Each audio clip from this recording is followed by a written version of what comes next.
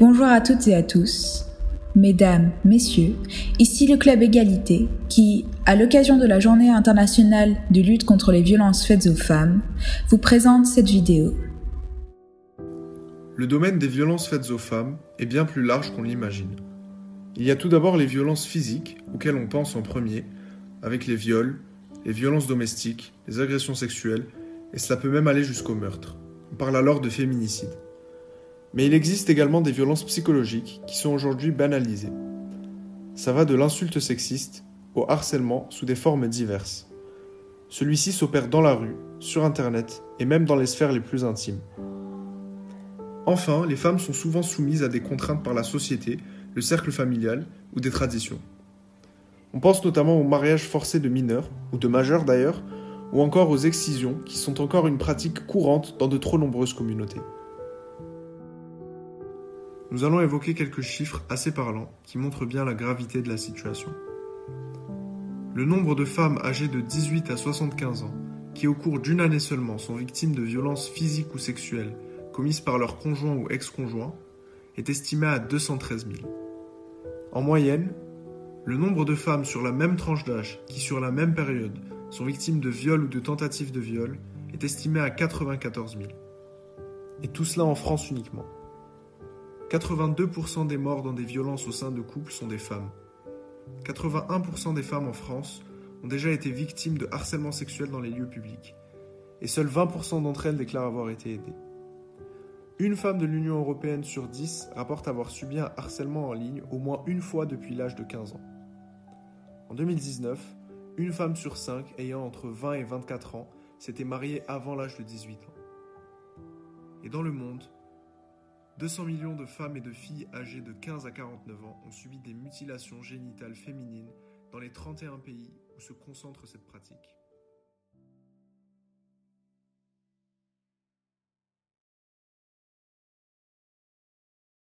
Mais il était quelle heure? C'était après minuit. Ouais, mais t'étais toute seule. Mais tu foutais quoi dehors à cette heure-ci aussi? Attends, t'étais maquillée comme ça? Bon, tu portais quoi? Tu portais quoi? Tu portais quoi? Tu portais quoi? Et lui, il portait quoi?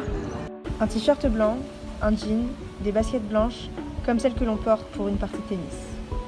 Vous vous demandez pourquoi je me souviens d'autant de détails? Parce qu'on m'a posé la question maintes et maintes fois. Voilà ce que je portais cette nuit où je fus violée. Je me souviens aussi de ce qu'il portait, lui, mais on ne m'a jamais posé la question. Dis-moi ce que tu portais, je te dirai pourquoi t'as été violée. Les images que vous venez de voir sont issues de l'exposition What Were You Wearing, que l'on peut traduire par Qu'est-ce que tu portais, et qui montre une reconstitution de vêtements dans lesquels des femmes se sont faites violer. Finalement, le victim blaming consiste à éloigner au maximum l'homme d'une situation qui l'a créé, d'un crime qu'il a commis en faisant culpabiliser la victime. On va donc lui reprocher sa façon de s'habiller, de se maquiller, son comportement en général, et tout faire pour qu'elle se sente coupable de ce qui lui est arrivé. Un phénomène qui doit d'ailleurs cesser. Aucune femme n'est responsable de ce qui lui est arrivé dans un cadre de violence sexuelle ou d'attouchement en tout genre. Aucune femme n'en est responsable et c'est un phénomène qui doit absolument disparaître. C'est pour ça qu'en ce 25 novembre, on se mobilise pour en parler et sensibiliser au maximum et envoyer beaucoup de courage et de force à ces femmes parce qu'on sait que c'est pas facile.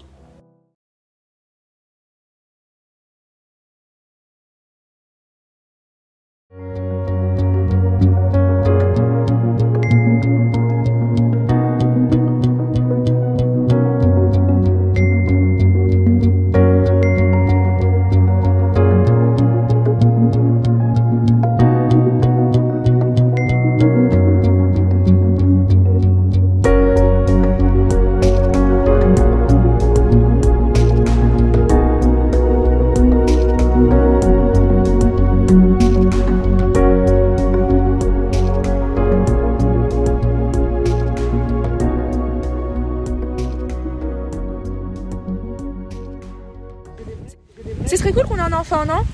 Ouais, ce serait cool, mais imagine il est gay. Non, arrête, c'est pas grave, c'est notre sang quand même, on l'aime quoi qu'il arrive. Ouais, t'as raison.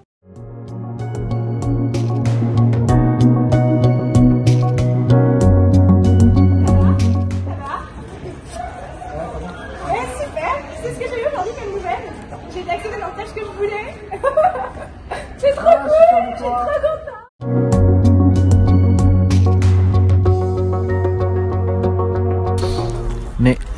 c'est quoi ce bordel? Pourquoi la maison elle est dégueulasse comme ça là? Mais attends mec, moi aussi je travaille. Mais fais des choix à un moment donné, mais c'est pas possible là, c'est dégueulasse, t'as pas l'air de comprendre en fait. Tu vas faire des sacrifices là, c'est dégueulasse vraiment.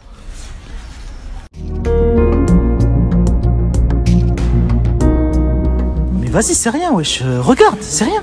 Non, mais en fait, je comprends pas pourquoi tu veux que je regarde ce genre de choses. Ça met vraiment mal à l'aise. Enfin, je comprends pas. Mais grandis frère, c'est rien du tout. Mais où est l'intérêt? Fais-le pour moi, je te jure. Mais en quoi ça t'aiderait? Ça avancera à quoi dans notre Vas-y, tu relation? fais chier, vas-y, tu fais chier, vas-y.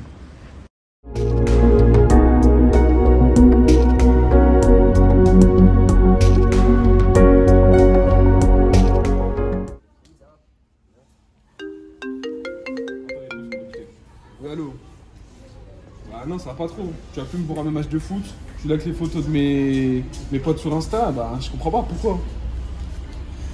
Mais c'est n'importe quoi en fait. Là, tu fais n'importe quoi. Ok, bah continue comme ça, je me suicide. Ok. Continue comme ça, vas-y. Vas-y, ben. Pourquoi tu fais ça?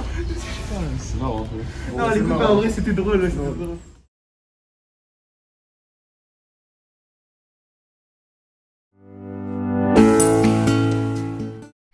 Je vais commencer par me présenter. Je suis Wiam Aouares, pharmacienne spécialisée en phytothérapie et en botanique. Mais ça, c'est pour ma profession. Et je suis également militante féministe. Je travaille sur les féminicides depuis le début de l'année 2020 avec Naliman Mouassi.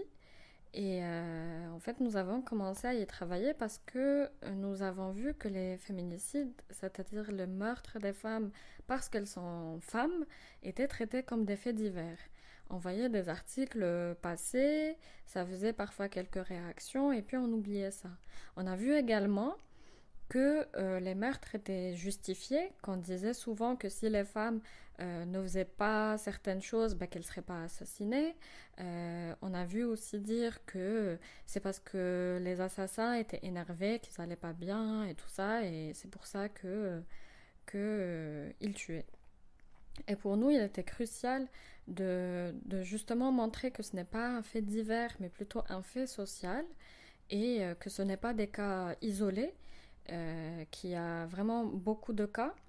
Et donc on a commencé à recenser parce que pour nous, lutter contre les féminicides, c'est d'abord les comprendre et les analyser. C'est aussi comprendre les mécanismes qui poussent à ça. C'est très rare où un féminicide tombe juste comme ça. C'est souvent après un cycle de violence. Et on sait également que il est... Dans beaucoup de cas, c'est un membre de la famille qui assassine la femme. Après, parfois des années de violence psychologique et physique, ou physique. Il n'y a pas toujours la violence physique, mais voilà, il y a un cycle de violence et puis qui aboutit dans certains cas au féminicide. Il y a aussi des femmes qui étaient mariées à un conjoint violent et quand elles divorcent, elles sont assassinées par la suite. Et ça veut dire que aussi l'État ne fait pas ce qu'il faut faire pour protéger ses victimes. Et l'élément déclencheur, je dirais que nous avons été beaucoup à avoir été touchés et vraiment effroyés par le féminicide de Razira Sherif en 2015. Elle a été assassinée par un harceleur dans la rue et Amira Marabot assassinée par un harceleur également qui l'a brûlée vive en 2016. Et c'était pour nous choquant parce que le harcèlement de rue, on en parlait, mais là c'était en fait que ça menait au meurtre. Ce n'est pas juste un compliment, ce n'est pas de la drague ou une petite dragouille comme ça, mais ça peut mener à une violence physique parfois extrême et au meurtre. Les femmes sont chosifiées à l'extérieur, dans la rue, et maintenant elles sont assassinées. Et à un moment on s'est dit, mais est-ce que c'est maintenant qu'elles sont assassinées ou est-ce que ça a toujours été le cas? Et c'est là où on n'avait pas de données. Et avec le temps, on a commencé à se dire que combien de victimes il y a, combien ont été assassinés dans la rue, combien ont été assassinés à la maison.